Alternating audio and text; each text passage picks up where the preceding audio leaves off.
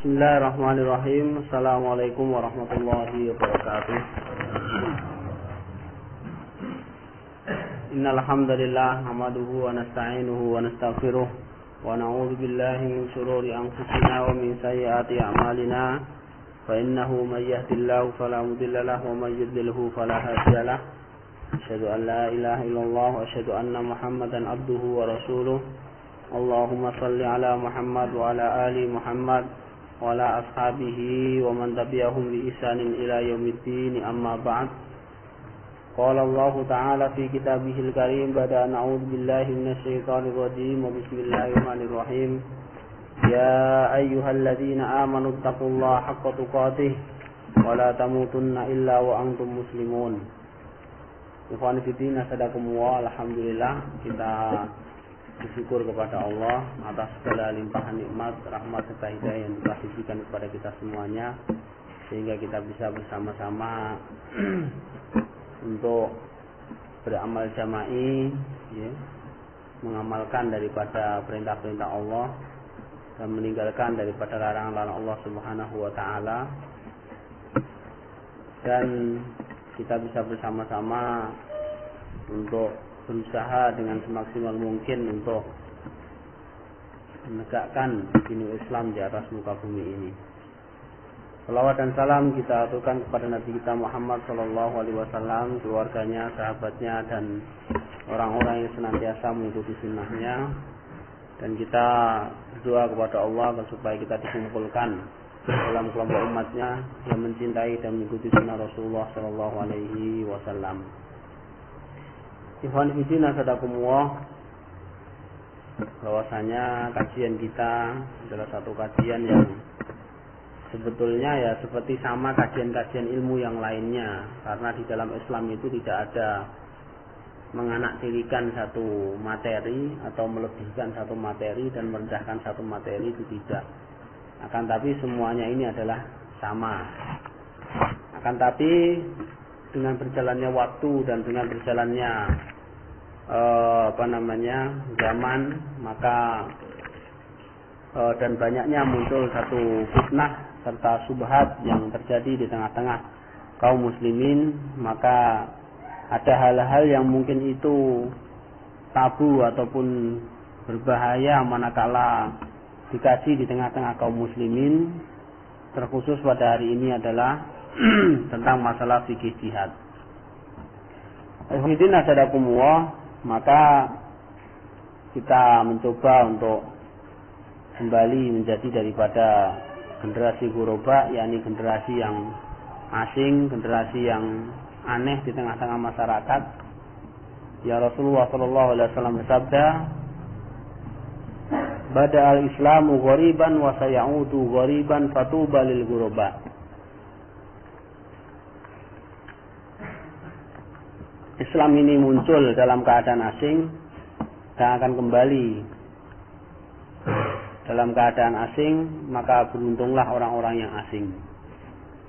Orang-orang yang asing ini adalah alladzina yuslihuna inda fasadin nas, yakni mereka yang nantiasa melakukan satu perbaikan, ya, di tengah-tengah kerusakan umat. Wassalam. Ikhwan fillah, sadakumullah, maka kita mencoba untuk mengkaji, mempelajari daripada hal-hal yang mungkin hari ini pada khususnya, ya, kajian tentang masalah jihad ini adalah kajian yang menakutkan dan angker bagi orang-orang yang tertentu, ataupun khususnya adalah bagi mereka yang lemah imannya.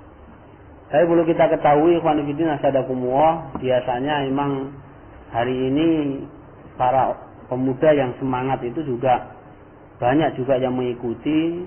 Di samping orang-orang yang mengikuti itu adalah orang-orang yang hatinya bersih, juga para jasus ataupun para intel yang mereka juga mengikuti. Kalau mengikutinya orang yang semangat itu dalam rangka untuk mengetahui al-haq dan mengamalkannya, tapi kalau yang mengikuti adalah jasus, yang mereka mendapatkan satu data dan informasi yang mereka berikan kepada taghut. Maka kalau kita membaca satu buku yang berjudul The Set of Jihad itu, jadi The Set in Jihad, yang judulnya adalah Assalamualaikum tentara teroris, tentara Tuhan, nah, dengan tanda tanya. Yang mana di sana ditulis oleh salah seorang ya, yang bernama Umar Nasiri, yang dia ini seorang spionase ataupun mata-mata ya, mata-mata Perancis. Juga dia juga menjadi mata-mata Inggris ya. Yang mana kehidupan dia justru hidupnya itu bukan bisa dibilang 75% selama hidupnya itu bergabung dengan mujahidin ya. 75%. Dari mulai dia berangkat dari Belgia ya, sampai dia itu masuk ke Perancis ya, bisa masuk ke Jerman, sampai dia itu bisa masuk ke Afghanistan ya, berkumpul dengan orang-orang para mujahidin di Afghanistan ya, sampai juga bertemu dengan ya, Al-Qaeda, Taliban ya, dan dia bisa menyusup ke dalamnya karena dia termasuk orang yang sangat dipercaya di tengah-tengah mujahidin. Ketika dia kembali lagi ke Belgia dan kemudian juga masuk juga ke Perancis, maka dia ya mendapatkan satu tugas daripada badan intelijen sana ya, untuk mengikuti kajian-kajian ya, orang-orang yang semangat. Maka di sana disebutkan ada 2 masjid ya, saya lupa namanya, nanti bisa dibaca sendiri di set itu. Itu di sana dia selalu datang. Seperti itu. Ya mungkin kalau di sini ya mungkin kalau jasus ya mungkin mungkin pondok ngeruki yang isi Fatabu mungkin gitu ya. Atau mungkin tempat kita itu sendiri ya, ini Mushola Muhajirin ini ya, kita tidak tahu ya, di antara kita, dan kita juga tidak mencurigai di antara kita. Ya mungkin di antara kita ada yang mungkin jasus ya, bisa jadi. Ya, tapi ya enggak apa-apa, namanya ngaji ya. Kita sampaikan ya ilmunya ya, semoga aja apa yang saya sampaikan tidak memudaratkan bagi diri saya dan ikhwan-ikhwan semuanya. Kalaulah seandainya emang apa yang kita kaji ini adalah berdampak daripada negatif menurut pandangan manusia, ya kita bersabar, itu saja ya kan. Dan sesungguhnya ujian yang hari ini kita hadapi itu lebih ringan daripada ujian yang dulu orang-orang salafus salih, baik itu pada zaman Rasulullah ya, para sahabat serta tabi'in dan tabi'ut tabi'in. Ikhwani fillah asadakumullah, ya kita lanjutkan kajian kita yang ketiga, yaitu tentang masalah uzur yang tidak syar'i ya, uzur yang tidak syar'i, dan ini nanti mencakup daripada syubhat-syubhat yang terjadi di kalangan kaum muslimin ya. Seperti yang pertama tentang masalah, nanti ada 4 pembahasan di sini ya, tentang masalah udzur yang tidak syar'i, juga termasuk syubhat yang terjadi di tengah-tengah kaum muslimin. Yang pertama, ikhwan fillah asadakumullah,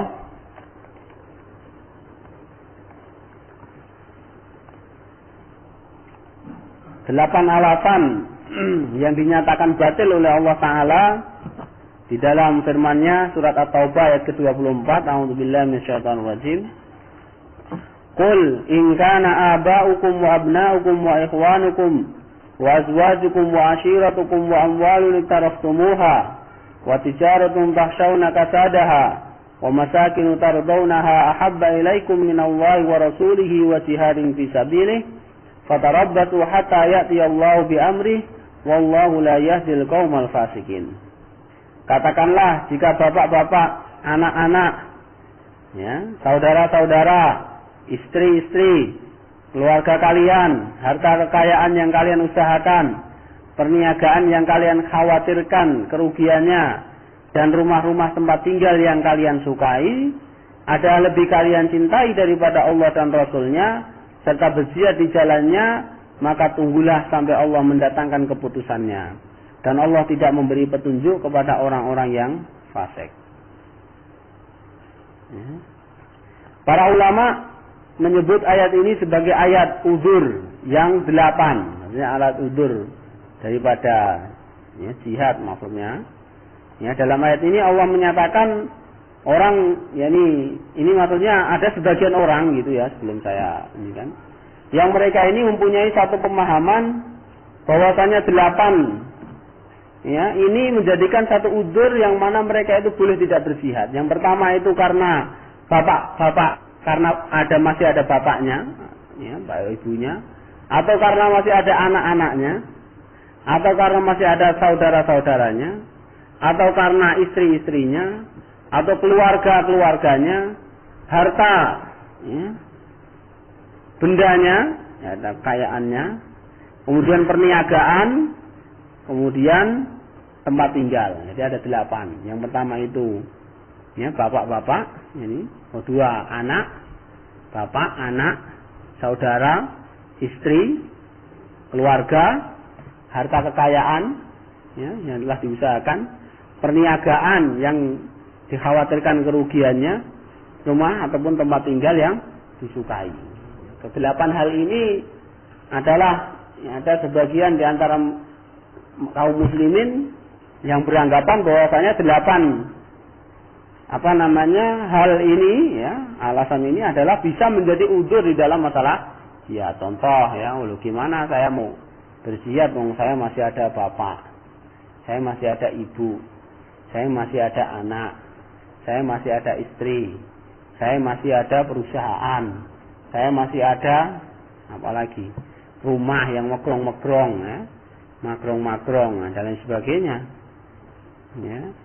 Maka, ya, ayat ini, ya, Allah menyatakan bahwasanya orang yang tidak berjihad dengan alasan salah satu di antara 8 ini adalah disebut atau diancam oleh Allah Subhanahu wa taala sebagai orang-orang yang fasik. Orang yang fasik itu adalah orang-orang yang mempermainkan agama. Dan diancam dengan tidak mendapatkan hidayah, yaitu firman Allah yang terakhir tadi, wallahu la yahdil qaumal fasikin.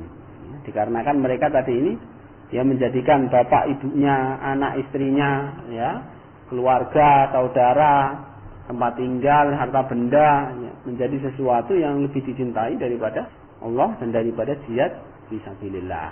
Ya. Maka Allah mengancam fatarabbasu, maka tunggulah hatta ya'ti Allah bi amri, sampai Allah itu mendatangkan keputusannya. Nah ini wanifidin asadakumullah. Maka di dalam ayat yang lain juga Allah mengatakan bahwasanya ketahuilah bahwasanya anak-anak kalian dan harta kalian itu adalah fitnah. Ya, disebutkan dari yang lainnya bahwasanya anak-anak kalian dan istri-istri kalian itu adalah musuh bagi kalian. Nah, begitu. Nah ini adalah alasan yang batil, yang tidak diterima, ya, sehingga ikhwan fillah asadakumullah, ini bisa dijadikan sebagai alasan, ya, bagi kita semuanya untuk meninggalkan syariat jihad fisabilillah.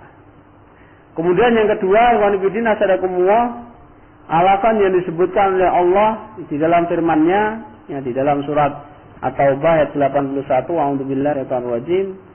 Farihal mukhallafuna bimaq'adihim khilafa Rasulillah wa karihu ay yujahidu bi amwalihim wa anfusihim fi sabilillah wa qalu la tanfiru fil har qul naru jahannama ashaddu harra law kanu yafqahun falyadhaku qalilan wal yabku katsira jazaa'an bima kanu yaksibun. Orang-orang yang ditinggalkan, ya, tidak ikut berperang maksudnya, itu merasa gembira dengan ditinggalkannya mereka di belakang Rasulullah SAW. Dan mereka tidak suka berjihad dengan harta dan jiwa mereka di jalan Allah. Dan mereka berkata, janganlah kalian berangkat berperang dalam keadaan panas. Katakanlah neraka jahanam itu lebih panas lagi jika mereka mengetahui. Nah di sini ada poin yang dijadikan sebagai alasan ataupun udzur oleh orang-orang yang hatinya berpenyakit. Yang pertama adalah cuaca ataupun kondisi yang panas. Ya, maka di antara mereka ada yang mengatakan la tanfiru fil har, janganlah kalian berangkat berperang dalam keadaan panas.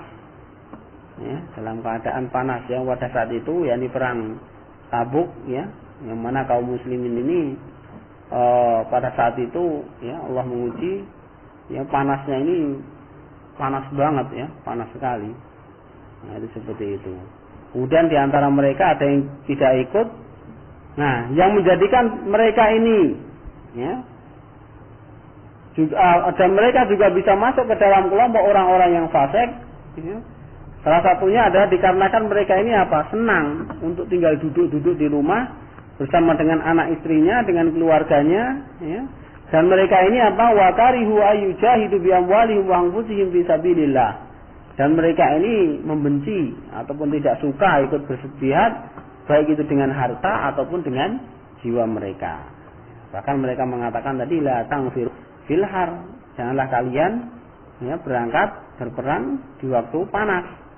Lalu Allah menjawab kul naru jahannam asyaddu harra. Ketahuilah bahwasanya neraka jahanam itu adalah sangat panas sekali. Nah, ini. Jadi alasan yang kedua ya ini kondisi ya. Kalau kita sekarang ya mungkin kondisi itu bisa berarti cuaca ya. Karena ujiannya itu kan macam-macam orang itu kan karena cuaca. Kemudian yang kedua adalah mungkin karena ma'isyah belum stabil ya. Mungkin kalau sekarang katakanlah gambaran jihad hari ini adalah mungkin masih sangat kabur di tengah-tengah kaum muslimin.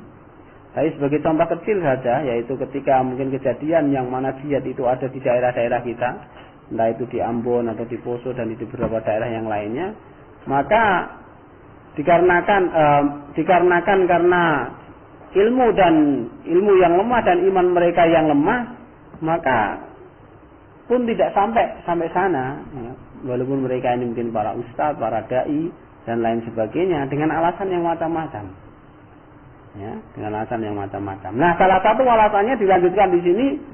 Yang ketiga adalah yaitu mereka beralasan bahwasanya orang-orang yang berjihad tidak mempunyai akhlak, ilmu dan tarbiyah syar'i yang cukup sehingga tidak boleh beramal jama'i bersama dengan mereka. Ya, ini juga satu syubhat, yakni bahwasanya ya, orang-orang yang berjihad mereka itu harus akhlaknya baik, ilmunya mungkin standar sesuai dengan tarbiyah syariah ya, dan lain sebagainya ya, sebagaimana yang difahami oleh orang-orang yang mengaku salafi ya, sehingga melarang jihad tanpa ilmu maksudnya adalah sinausik baru berjihad ya.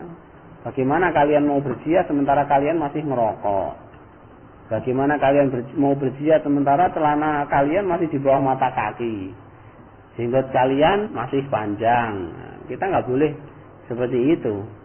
Nah, ini termasuk subhat. Maka bantahannya adalah sesungguhnya subhat ini mencerminkan sikap seorang yang sangat tidak memahami dan mengamalkan akidah Ahlussunnah wal Jamaah.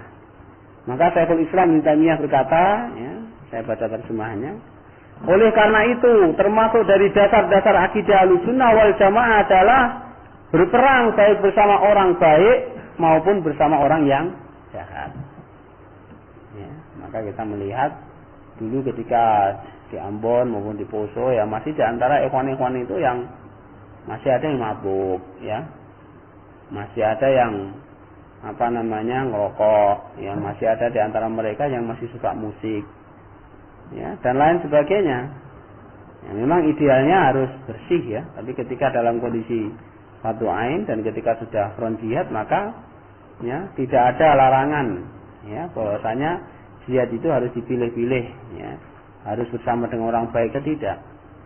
Karena sesungguhnya Allah membela agama ini dengan orang yang jahat dan dengan kaum yang tidak mempunyai bagian pahala sedikit pun. Sebagaimana yang diberitakan oleh Nabi Shallallahu Alaihi Wasallam. Karena jika peperangan itu tidak bisa dilakukan kecuali dengan para pemimpin yang jahat atau bersama sebuah kaum yang banyak kejahatannya, maka pasti akan terjadi salah satu dari dua perkara, yaitu meninggalkan perang bersama mereka lalu musuh akan menguasai wilayah kaum muslimin yang akan menimbulkan bahaya yang lebih besar di dunia dan akhirat. Jadi kalau kita tuh hanya milih saja wong sing apik-apik tok katakanlah ya. Apik dalam artian mungkin yang mereka katakan sudah steril ya dari hal-hal yang dianggapnya maksiat dan makruh. Maka orang yang baik mungkin hanya sedikit Kalau cuma hanya sedikit, bagaimana? Musuh akan menguasai kita. Nah, oleh karena itu ini syubhat, ya, harus belajar dulu, harus ini dan itu dan lain sebagainya, ya, gitu. Maka sekarang satu syubhat yang disebarkan kan, gimana kalian mau berjihad sementara kalian baca Quran aja masih total gratul, mungkin gitu ya. Gimana kalian mau berjihad baca kitab gundul aja mungkin nggak bisa.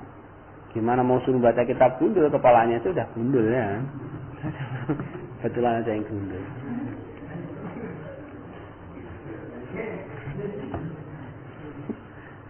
Ngajar tadi. Nah ini khalifidin acara. Sementara mereka yang sudah pintar ya nggak berjihad lah, itu yang lucu. Ya, maka standar pintar dan ilmu ini, ya, tidak mereka sepakati dalam permasalahan ini, sehingga padahal mereka telah membatasi.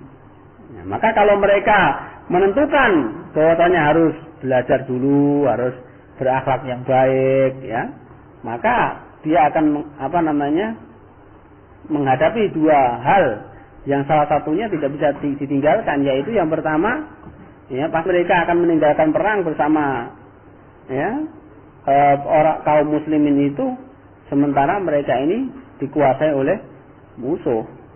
Yang kedua adalah berperang meskipun bersama pemimpin yang jahat, maka akan teratasilah kejahatan yang lebih besar, kejahatan musuh, dan bisa ditegakkan sebagian besar syariat Islam meskipun tidak bisa menegakkan keseluruhannya. Jadi berperang dengan pemimpin yang jahat atau dengan orang-orang yang kejahatannya ini sangat banyak, ya, maka kalau kita meninggalkan mereka, maka yang pertama akan terjadi apa? Orang Islam dan kawasan dan wilayah kaum muslimin akan dijajah. Tapi kalau kita bersama dengan orang yang jahat, baik itu pemimpin ataupun orang-orang yang berjihad, itu mereka masih banyak melakukan satu kejahatan ataupun kemaksiatan, maka akan teratasilah kejahatan yang lebih besar. Maksudnya kejahatan yang lebih besar adalah kejahatan berkuasanya musuh terhadap kita. Nah, itu seperti itu. Ya, memang nanti dalam kondisi tertentu, ya, ketika sudah tertegak, ya, seperti syariat dan adanya daulah, ya, setelah dipimpin oleh seorang khalifah, maka di dalam mengirim satu pasukan memang harus dipilih, ya. Maka Umar itu sampai memesankan bagaimana pasukan itu harus sikat gigi, ya, jangan sampai meninggalkan sunnah-sunnah. Itu memang benar, ya, dalam kondisi tertentu, ya. Dalam kondisi tertentu mungkin tidak bisa memungkinkan seperti itu, seperti kita sekarang ini. Maka kita melihat ikhwan-ikhwan kita yang di Poso, ya, yang bagaimana mereka, ya, lahir dari tengah-tengah masyarakat yang begitu hidrogen dan rusak moralnya, ya, bisa kita lihat dulu bahkan semua bisa dibilang nggak ada orang yang baik di Poso itu kecuali 1-2 orang yang sudah tua. Anak muda itu semua minimal miras, minuman keras. Yang kedua itu ya suka judi tambah main perempuan. Itu dulu sebelum jihad besar di sana. Jadi hampir semua mereka setelah ada jihad, mereka itu ya semua mereka dari mereka. Sampai akhir-akhir ini kan memang ketika mereka ditangkap, ya, seperti yang teman-temannya ada di Polda itu, memang ada yang mereka baca Quran aja mungkin belum bisa. Ya kan? Belum bisa. Karena bagaimana mereka mau belajar, istilahnya kan begitu. Mereka sudah pikirannya di sini itu pokoknya mateni, ya sudah gitu aja, ya kan. Memang ada yang sudah bisa Quran, tapi mereka masih legak-legu. Tapi subhanallah di dalam amaliyah mereka melebihi daripada orang-orang yang berilmu tinggi, ya, bahkan melebihi daripada ustadznya yang ada di sana. Nah, itu seperti itu. Maka di Poso itu ada istilah namanya anak bebek. Jadi anak bebek itu ceritanya ini adalah binaan-binaan kita yang ini sekali lagi bukan membela orang yang masih ngerokok, ya. Kok kena sih? Bukan berarti membela orang yang masih. Jadi anak bebek ini, jadi ceritanya masih ya, enggak kan? Jadi anak bebek ini ceritanya mereka itu kayak orang yang emang ngaji aja udah males. Pokoknya sukanya masih ulah-ulah, kadang-kadang masih suka gitar-gitar, nyanyi-nyanyi, kadang-kadang masih saceng ya, ngerokok ya, mabuk ada. Tapi subhanallah mereka kalau sudah sebut untuk bela mujahidin yang ada itu mereka mati-matian. Ya. Gimana mereka menyumbangkan hartanya ya sampai mereka berani fa'i untuk memberikan satu dukungan kepada mujahidin. Kalau dilihat memang, tapi sebagian memang ada ustaz-ustaz yang bilang, "Oh, itu kan mereka ini sebetulnya itu anak bebek." Saya bilang, "Loh, anak bebek itu lebih baik daripada antum yang tidak ikut jihad," saya gitu kan aja. Nah, jadi, maka di antara kemarin yang syahid itu sebenarnya banyak anak-anak bebek. Ya, tapi subhanallah, kebebekan dia itu tidak menjadikan pahala syahid dia itu terhalang. Selagi aslul imannya ini masih jaga, ya kan, dia masih sholat, dia tidak syirik, dia tidak melakukan satu kekafiran yang besar. Orang yang maksiat itu masih bisa diampunkan tahta masyiatillah, sementara mati syahid mengampunkan seluruh dosa. Ini anak bebek. Kalau seandainya pada saat itu nggak ada anak bebek, ya, maka seperti disampaikan oleh ibunya Ipong dan Basri itu, dia ngomong sama polisi, "Pak," katanya, "Poso itu dulu kalau nggak ada anak-anak seperti ini, ini para pemabuk, mungkin Poso ini sudah habis," kata dia seperti itu. Sekali lagi bukan membela para pemabuk dan membela para perokok, ya, dan membela para yang lainnya, ya. Tapi memang ini kenyataan, ya, itu seperti itu. Jadi dalam artian kita nggak boleh akhirnya diskriminasi, oh ini orang-orang jelek nggak boleh dipakai, kamu tuh belajar dulu, kamu sebelum jihad, nah, nggak boleh begitu. Ya, itu seperti itu. Nah ini khonifidin asyarakumullah. Jadi satu syubhat yang harus dibuang. Nah, inilah pilihan kedua, yaitu berperang bersama dengan pemimpin yang jahat atau kaum yang sebagiannya adalah jahat.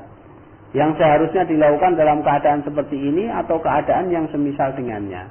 Bahkan banyak peperangan yang terjadi pada masa Khulafaur Rasyidin tidak terjadi kecuali dengan bentuk seperti ini. Yani pasti tercampur di antara mereka itu masih ada yang yang maksiat. Maka satu kisah pada zamannya Amir bin As itu, dia memenjarakan seorang mujahid yang dia itu sukanya mabuk. Ya, suka mabuk, kemudian dia dikerangkeng. Ya, dikerangkeng. Ketika ada seruan perang, dia mau ikut perang, dilarang, "Jangan, kamu masih mabuk." Memang dia nggak bisa meninggalkan mabuk, tapi waktu itu dia akhirnya bisa jebol kerangkengnya, dan dia itu naik kuda mengejar pasukan yang berjihad, dan dia menutup seluruh badannya, ya, sampai ke mukanya, dan dia ikut berperang. Ya, dia maju ke depan membunuh banyak orang-orang kafir, kemudian dia setelah peperangan sudah dilihat menang, dia lari duluan. Ya. Setelah peperangan selesai dicari mana tadi orang yang ikut perang tadi. Tapi usut punya usut, ternyata orang tadi yang sudah dipenjara tadi oleh Amr bin As tadi itu. Nah, ini para pemabuk. Ya, dia suka masih mabuk. Nah, ini khonifidin asyarakumullah. Jadi pada keterangan kali ini adalah saya terangkan tentang masalah bantahan daripada syubhat orang yang punya pendapat bahwasanya jihad itu harus bagi mereka yang mungkin akhlaknya sudah baik, ilmunya sudah mapan, dan lain sebagainya. Ini seperti itu. Rasulullah SAW telah berjihad bersama kaum munafik, namun tidak seorang ulama Ahlussunnah pun yang mengatakan tidak perlu berjihad bersama Rasulullah karena beliau berjihad bersama orang-orang munafik. Ya, seperti itu. Jadi Rasulullah juga pernah berperang dengan para munafik juga, ya. Maka di antara mereka orang-orang yang munafik disebutkan di dalam salah satu hadis, ya, yang mana para munafikin ini berkata, ya, pada saat perang, ya, Bani Mustalik, ya, dia mengatakan, ya, seperti yang diabadikan dalam ayat juga, la in raja'na ilal madinati la yukhrijannal a'azzu minhal azal. Nah, ini. Jadi setelah perang, ya, dia ngomong, kalau kita kembali ke Madinah, yang kuat akan mengusir yang lemah. Nah, dalam artian apa? Jadi akan dihinakan, ya, orang-orang Islam itu. Maka di antara mereka juga terdapat orang-orang yang mengatakan dalam perang Khandaq, inna buyutana aurah. Sesungguhnya rumah-rumah kami itu terbuka, tidak ada yang melindungi. Nah, ini. Dan mereka ini juga ikut, ya, perang, mereka itu munafik. Di antara mereka juga terdapat orang-orang yang menghina para ulama, sahabat dalam perang Tabuk, sehingga Allah Ta'ala menurunkan ayatnya, wala in sa'altahum la yaqulunna innama kunna nakhudu wa nal'ab. Jika kalian bertanya kepada mereka, tentulah mereka akan menjawab, kami sekedar bersendau gurau dan bermain-main saja. Jadi ini ceritanya begini. Jadi ketika dalam perjalanan, ya Ini ada seorang munafik yang dia ini gurau, ya, gurau tapi melecehkan. Dia mengatakan, kami tidak melihat sahabat Muhammad ini kecuali kalau malam sukanya tidur, ya, kalau pagi nggak pernah puasa, kalau makan banyak. Nah ini, akhirnya ini dia melecehkan, akhirnya dilaporkan kepada Rasulullah SAW, wahai Rasul, ini ada orang yang mengatakan seperti ini. Nah gitu. Kemudian ketika ditanya, ya wahai Rasul, kami itu hanya senda uguro saja, main-main saja, itu nggak boleh. Maka dalam ayat yang lain Rasulullah SAW menjawab, abillahi wa ayatihi kuntum tastahzi'un. Apakah kalian ya, dengan Allah dan dengan ayat-ayatnya itu kalian melakukan olok-olokan. Ini ikhwan fillah asadakumullah. Ikhwan fillah asadakumullah, ya. Subhat-subhat yang lain, yakni hujah-hujahnya secara syar'i di sini disebutkan. Maka hadis yang sahih tentang keberlangsungan jihad sampai hari akhir menunjukkan jihad selalu terlaksana baik bersama pemimpin yang fasik maupun yang salih, bersama pasukan yang fasik maupun pasukan yang salih. Menerima subhat ini berarti meniadakan jihad jika pada hari ini amir atau pasukan ada kekurangan karena maksiat atau sebab lain. Padahal akidah Islam menyatakan jihad tetap berlangsung sampai hari kiamat bersama imam, baik ia seorang yang soleh maupun seorang yang fajir. Kemudian Imam Ibnu Taimiyah berkata, terkumpulnya sifat kuat dan amanah dalam diri manusia itu sangat sedikit sekali. Ya, memang idealnya itu seorang pemimpin, ya, atau nanti anak buah gitu ya. Itu kalau dia itu kuat dan amanah, sebagaimana Talut, ya, dia itu mempunyai bastotan fil ilmi wal jism, dia itu mempunyai kekuatan di dalam ilmu dan tubuh. Ya. Nah ini sangat sedikit sekali. Oleh karena itu Umar bin Khattab berkata, ya, dia berdoa kepada Allah, Allah, aku mengadu kepadamu akan kuatnya orang yang fajir dan lemahnya orang yang sikoh. Gitu. Jadi dia protes, ya Allah, ini biasanya orang-orang yang kuat itu adalah orang-orang yang fajir. Sementara orang-orang yang sikoh, yang teguh, yang komit, yang amanah itu orang-orang yang lemah. Apalagi sekarang ya, mungkin lemah secara pikiran, ilmu, apalagi lemah secara ekonomi. Yang wajib dalam setiap wilayah, ya, ini wewenang atau kekuasaan adalah yang lebih baik sesuai kondisi. Karena itu dalam urusan perang, orang yang kuat dan pemberani lebih didahulukan sekalipun pada dirinya ada fujur atas orang yang lemah. Fujur ini adalah kejelekan, ya, atas orang yang lemah sekalipun orang itu terpercaya. Jadi dalam perang ini ada orang yang bisa dipercaya tapi dia lemah, nggak bisa dijadikan jadi pemimpin, atau dia menjadi paling depan, nggak bisa. Maka yang dijadikan paling depan adalah mereka orang yang, ya, walaupun dia adalah fujur, orang yang berani. Tapi ya perang ora wani, wong jane apik-apik soleh-soleh tapi ra wani, ya terus piye? Ya seperti sekarang, yang diajak anak-anak bebek, orang sing gelem anak-anak bebek, gitu. Maka pada tanggal 22 ya Januari 2007 kemarin itu, ketika Mujahidin berhadapan dengan Densus 88 itu, yang menghadapi itu anak-anak bebek itu. Maka sampai ada ustadz yang diludahi mukanya itu gara-gara nggak mau ikut perang, diludahin itu sama anak bebek. Bahkan sampai udah ada yang mau ditembak, anak bebek itu. Ya. Sampai saya itu heran ketika saya ke sana ketemu itu, mereka ini ngawur, mosok dia ngajak anak-anak bebek, kata dia. Saya bilang, waktu itu antum di mana? Yang saya di rumah aja, nggak keluar, belum ada perintah perang, kata dia. Wah, ente ini lebih jelek daripada anak bebek, saya bilang gitu. Nah, ini wanita asadakumullah, ya. Jadi nggak ustaz tapi lawan ya, terus iya musuh teko.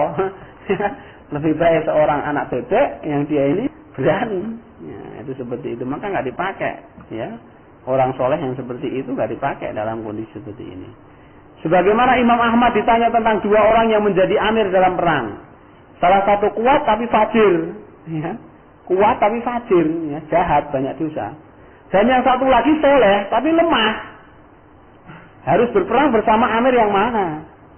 Maka Imam Ahmad menjawab, ya, adapun orang yang fajir tetapi kuat, maka kuatnya untuk umat Islam dan kefajirannya untuk dirinya sendiri. Paham maksudnya? Ya, dia jahat memang jelek, tapi kejelekannya itu untuk pribadinya dia. Kekuatannya untuk orang Islam, kemaslahatannya. Iya, ini anak bebek, kejelekan dia itu untuk dia ngerokok, dia mabuk, dia judi, dia apa untuk dia. Tapi dia membela orang Islam itu kekuatannya berguna bagi orang Islam. Begitu maksudnya. Ya. Sedang orang yang soleh namun lemah, maka kesalahannya untuk dirinya sendiri dan kelemahannya itu untuk umat Islam. Ya kan?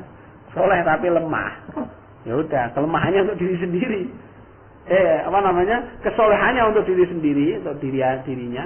Tapi kelemahan dia itu malah ya, bisa mengendek kepada umat Islam. Karena itu hendaknya berperang bersama yang kuat meski fajir. Nah, ini jawaban Imam Ahmad. Rasulullah SAW bersabda, sesungguhnya Allah akan menguatkan umat ini dengan seorang laki-laki yang fajir. Ini hadis yang sahih. Ya, Rasulullah Islam ini dikuatkan, ya, umat ini dikuatkan oleh seorang yang fajir. Yaitu dengan kaum yang tak mempunyai nilai di akhirat. Ya, hadis riwayat Imam Nasai dan Imam Ahmad dari Anas.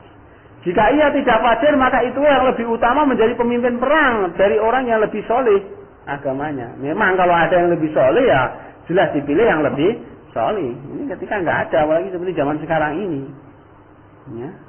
Ya sebenarnya yang soleh juga ya, maksudnya yang hari ini ya, yang mencari orang soleh malah do ini sing jihad, ya kan? Jika tidak sanggup melaksanakan tugasnya dengan baik. Nah ini manifestasi nasadakum, maka ya orang yang fajir itu lebih baik daripada orang yang soleh tapi lemah. Orang yang fajir itu lebih baik karena dia ikut berjihad daripada seorang yang soleh tapi dia nggak ikut berjihad. Ya kan? Nah ini padahal ini sering digunakan untuk senjata ini oleh orang-orang yang tidak berjihad. Ini gimana kamu mau berjihad sementara dia aja nggak pernah belajar ilmu jihad?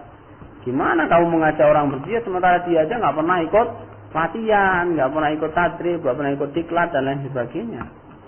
Nah, itu seperti ini. Bukannya dibalikkan kepada dirinya, dia yang nggak pernah ikut tadrib pada berani berjihad, sementara saya yang sudah bertadrib baik di dalam negeri maupun di luar negeri orang mangkat-mangkat jihad. Nah ini yang berbahaya. Ini subhat ini. Justru meninggalkan jihad dengan alasan yang berjihad banyak melakukan kemaksiatan telah menyelisih akidah Ahlussunnah wal Jamaah. Karena akidah Ahlussunnah wal Jamaah menyatakan wajibnya berhaji dan berjihad baik bersama imam atau orang yang fajir maupun orang yang soleh. Nah, ini wanifidin acaranya sebenarnya panjang sekali tentang masalah hujah-hujah untuk membantah daripada syubhat-syubhat ini. Maka nanti bagusnya antum copy ya, dan nanti antum baca sendiri ya, biar lebih jelas lagi. Ya ini wanifidin acara semua. Ya.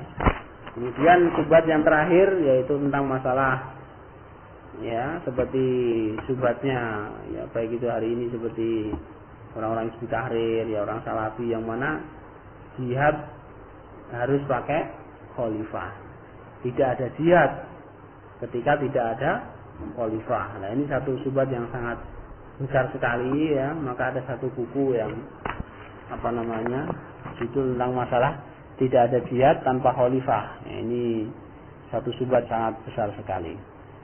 Nah ini wanifidin agadakumullah yang insyaallah untuk yang ini karena cukup agak panjang nanti saya bahas sendiri dalam pembahasan tentang masalah ya syubhat ya tanpa imam ataupun syubhat tanpa khalifah. Ya ini sering ya terjadi di lingkungan kita, kalangan kita.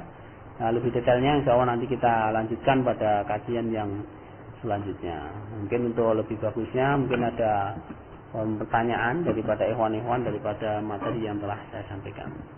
Tafadhol.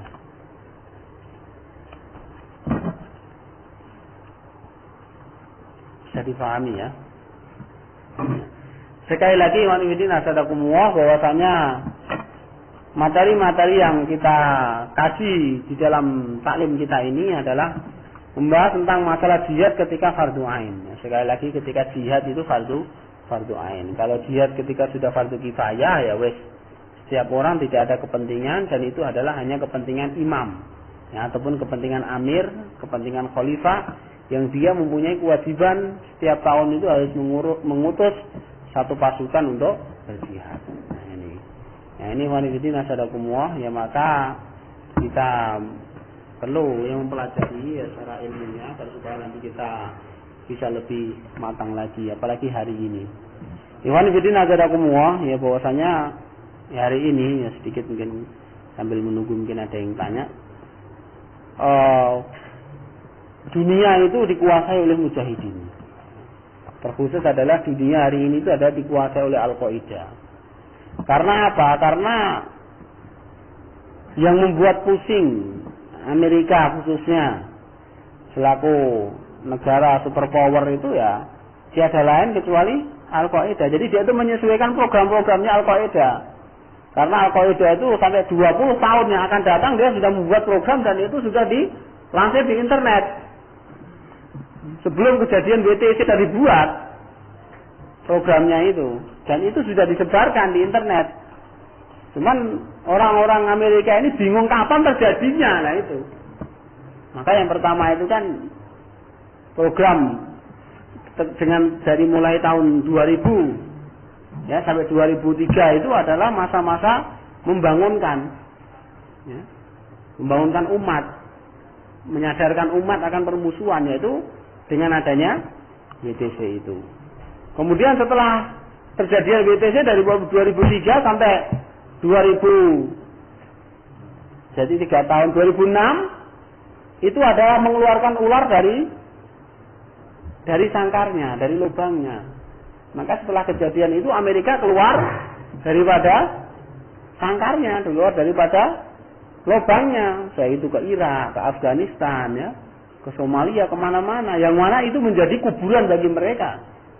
Maka saya Abu Mus'ab Az-Zarqawi ya mengatakan di dalam ceramah-ceramahnya seperti dalam Aina Ahlul Muru'ah itu belum mengatakan bahwasanya ular ini telah masuk ke dalam lumpur ya.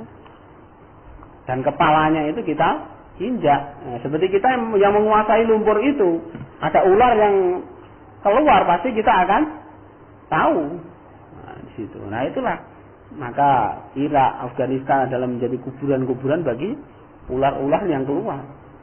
Walaupun mereka tidak pernah memberitakannya. Oleh karena itu ada CD-CD yang berkenaan tentang masalah Irak ya, baik itu daripada Daulah Islamiyah ya, tegaknya Daulah Islam di sana, kemudian yang kedua aksi-aksi mujahidin, yang ketiga ini adalah USL itu apa namanya? Kehancuran daripada Amerika ya, fakta-fakta kehancuran Amerika di sana. Nah, jadi mereka ini menyesuaikan program, ya. Cuman nggak tahu kapan waktunya, ya. Itu sebetulnya nanti dari 2006 sampai 2007, nah ini adalah sudah mulai penyusunan kekuatan. Ya. Jadi 3 tahun begitu. Jadi mereka bingung ini apa nih.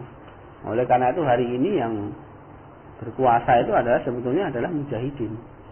Nah, karena musuh ini adalah dipusingkan, mereka melawan satu kekuatan yang mereka tidak mempunyai negara, tidak mempunyai institusi yang jelas, sehingga mereka nggak bisa menindak secara langsung. Beda dengan mereka ada Saddam Hussein yang mudah digulingkan. Nah, itu seperti itu. Maka dari situ ikhwan fillah asadakumullah, ya, maka bagi kita kenapa saya sampaikan tentang masalah ini adalah dengan berkenaan dengan masalah hari ini adalah hari ya apa namanya masa ini adalah masa-masa jihad. Jangan sampai ketika nanti kita ya hadir di tengah-tengah kita itu kita tidak siap atau kita itu kaget. Nah, itu jangan. Karena apalagi termasuk Indonesia ya, Asia Tenggara ini termasuk yang sering diseru ya. Dan berapa kali diseru oleh Syekh Aiman ataupun minimal dapat salam dari Syekh Usamah ya berkenaan ini, karena ini adalah ladang garap yang sangat baik. Ya, itu seperti itu. Oleh karena itu hendaknya kita tetap bersabar ya, sampai kapan ya kita nggak tahu, sampai emang Allah ya menentukan malhamatul kubro ya, satu peperangan yang besar. Ya, apalagi jelas ya, sekarang kita menghadapi satu pemerintah yang murtad ya. Kemudian kita menghadapi salibis ya. Salibis dunia, khususnya di Indonesia ini kalau kita melihat apalagi di Solo, satu pergerakan salibis ini sangat banyak. Maka apa namanya? Api-api jihad itu sebetulnya sudah mulai ada. Ya, akan ada bagi orang-orang yang hatinya peka. Tapi bagi mereka yang hatinya tidak peka ya justru malah semakin mundur ke belakang ya. Yang mestinya hari ini adalah persiapan dakwahnya itu adalah dakwah i'dad lil jihad. Sekarang yang didakwakan ke sana ke sini bukan dakwah i'dad lil jihad. balik lagi katanya bangkuat lagi, pembinaan kekuatan hati, mulai lagi ngaji dari mulai yang data lagi ya. Umat tidak dipahamkan kebutuhan yang paling mendesak itu apa. Nah itu seperti itu. Nah ini wanita nasakumullah. Mungkin ada yang bertanya dari ini wanita.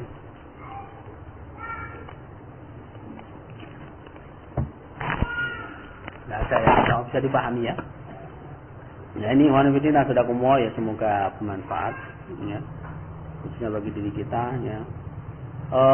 Ikhwan fillah nasadakumullah ya, sebetulnya kita tidak perlu berkecil hati ya. Sebetulnya kita itu bukan kalah ya. Kalau kita melihat setiap peperangan-peperangan yang ada, sebenarnya kita menang. Cuman kenapa kita menjadi kecil, merasa kecil dan merasa takut seperti yang dirasakan oleh banyak kaum muslimin? Karena mereka ini mendapatkan informasi itu informasi yang ngeri. Contoh ya, mungkin ditangkapnya 10 ikhwan, brek. Di antara mereka banyak yang menyanyi. Nah, ini informasi yang sering muncul. Ya kan? Sehingga apa menjadikan benaknya itu kan paling juga begitu. Tapi ya media yang muncul begitu, berbeda dengan memang tidak ada muncul media. Oh, ternyata mereka yang sikoh. Ya. Kenapa nggak ada yang dilansir itu orang-orang yang semangat. Nah, di antara mereka masih ada Imam Samudra, masih ada Amrozi, masih ada Pak Muqaddar, masih ada ustaz-ustaz yang lain. Ya kan? Nah, ini memang kita kalah media, sehingga hatta mungkin ustaz-ustaz kita itu banyak menelan daripada informasi yang miring tentang masalah menjadi, sehingga mereka merasa, oh kita ini tersesat. Oleh karena itu salah satu strategi ya daripada Al-Qaeda itu menjadikan iklam, menjadikan media itu adalah 90% sebagai weapon, 90% sebagai senjata. Sekecil apapun mereka baru makan, mereka baru nyediain buah-buahan, mereka baru masak, itu di shooting dan itu di upload di internet, ya kan? Itu apa dalam rangka menampakkan daripada semangatan kaum muslim. Seperti di Aljazair, ya.